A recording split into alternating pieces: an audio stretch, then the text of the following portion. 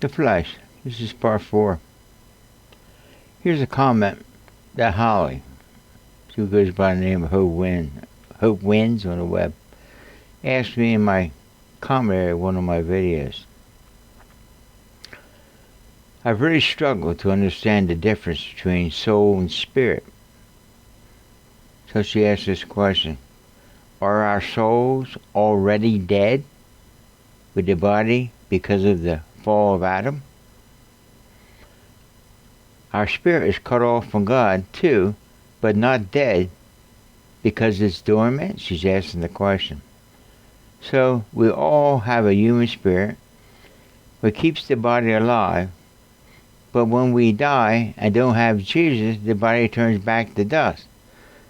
The soul goes to hell, and where does the spirit go? Am I overthinking it? No, you're not.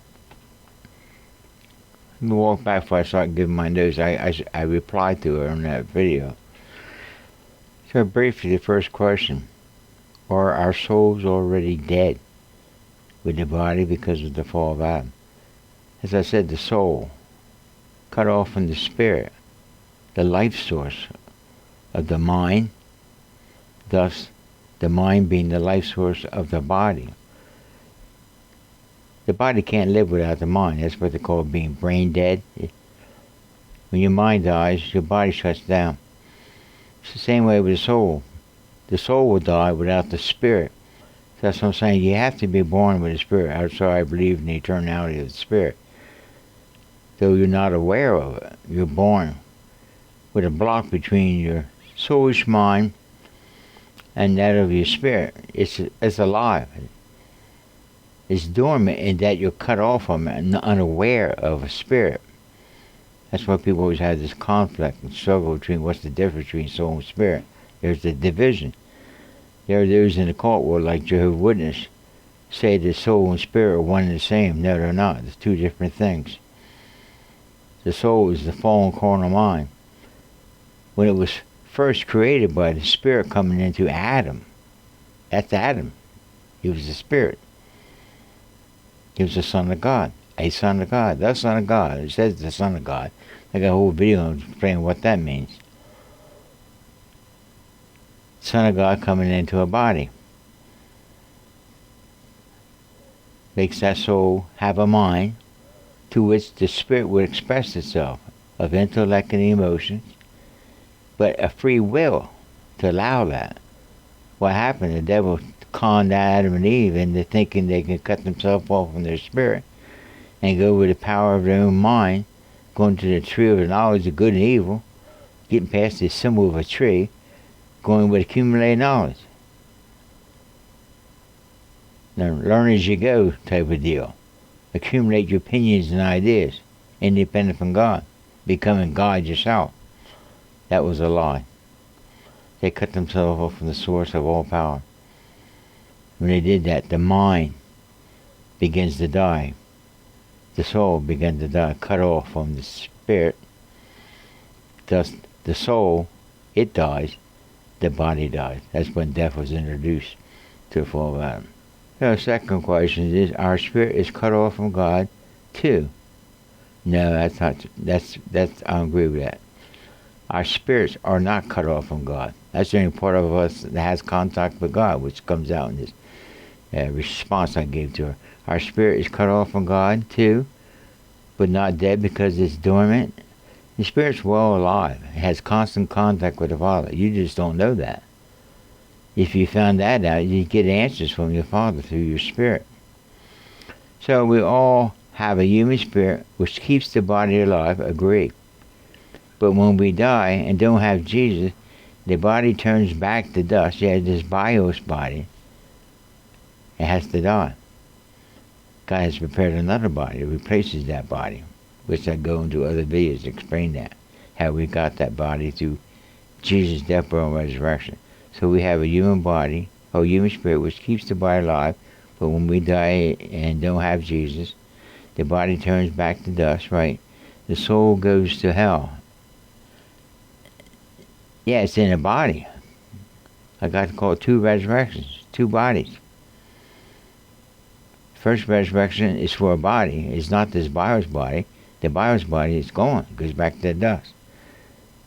Worms eat it, crabs eat it, or if you cremate it, it turns to ash. That body doesn't go back to God. What goes back to God is the body that He's prepared for all, the just and the unjust. The just gets a body and goes where God prepared it to go. The unjust get a body and go to a place that was not prepared for it, called Gehenna. You don't want to go to that place. You'll have an eternal body. That's why you can suffer eternal torment. You got an eternal body. But the thing is, you have a fallen soul of a mind that whatever you got left of it, when you go to that holding house of hell, and eventually end up before in Gehenna, at the judgment, way throne judgment of God, you'll be judged according to your mind, not the mind of Christ. Your mind, your opinions, your ideas, your autobiography. It won't stand the test. And you'll end up in Gehenna forever with a fallen mind, cut off from God. I'm saying that series of Hell's Not Home, I bring a lot of this out. Let me don't do that. I get into it somewhat in this response to her down here. So repeating that last question, so we all have a human spirit which keeps the body alive, yes, but sustains us. But when we die and don't have Jesus, the body turns back to dust, the soul goes to hell. And where does the spirit go? Am I overthinking it? That spirit sustains that body in one of two places. And either in a place that God's prepared for it, or in a place not prepared for it. But the spirit itself, the knowledge of that spirit, is silence. And you will never know what you could have known if He had yielded your soulish mind, and He would have He would have saved you spirit, by your spirit, your soul, gave you a new mind, a new body. So let me get into the response that I gave her. That touches the same thing I just said. Hope. The human spirit never fell, and is very much alive. It's eternal. And it's the only part of us that has real contact with our Father, the Father of our spirit.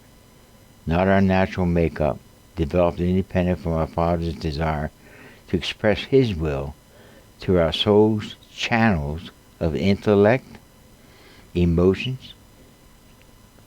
It was only cut off from expressing the will of His Father to the human soul. The human soul went rogue, became a rebel. It was the human soul and its thinking and emotions that decided to act independent from the human spirit, empowered by the Spirit of God. When our human soul, by an act of its free will, decided to do its own thing, and not consult our spirit and the Father of our spirit to get the needed power through words and actions. When the soul does this, it's on its way to dying. See this in Proverbs. Lean not to your own understanding, but in all your ways acknowledge Him. He would direct your path with His Spirit-given words and actions coming from Him and not your own opinions, independent from Him. Proverbs 3:6 says this. There are scriptures for all that I just shared in the above paragraph. I use living words to express it. You can read the Bible into all I just said. Biblical texts in their context can be seen in the above paragraph for those with the eyes to see it. Just know that the error of our thinking is that we think that this fallen mind of our soul could understand what's being shared, or that it would agree with it. It won't agree with this. Remember, it is written that this fallen mind fights against the mind of our human spirit, empowered by the Spirit of God. It is written that the Father of our spirit frustrates the human soul to get it to surrender and stop trying to figure things out, as was taught to do since birth. We're performance oriented from birth. For us to surrender to the soul's mind's thinking, this doesn't make sense. Yet, this is the way to our Father's strength. Paul learned this. He found that his strength came to his weakness. He didn't say we would enjoy learning this.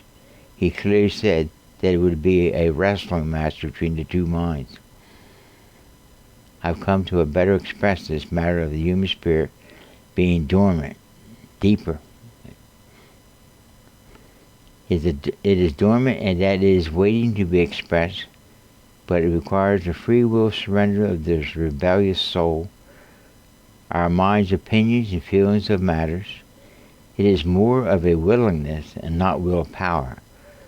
Our Father doesn't violate the free will of any of us. He will bring us to the place of at least being willing. Even this willingness comes from Him. View my series on the flesh again. In one part of that series I use your question, calling it Hope Wins. Remember? She has raises some good questions. I welcome the questions because it helps develop the series. I might use this question, which I'm doing right now. You asked above in another part of that series on the flesh. Keep asking. So, if you got any questions about what I'm saying, feel free, as Holly did, and share your questions, and I'll help me continue this series. God bless.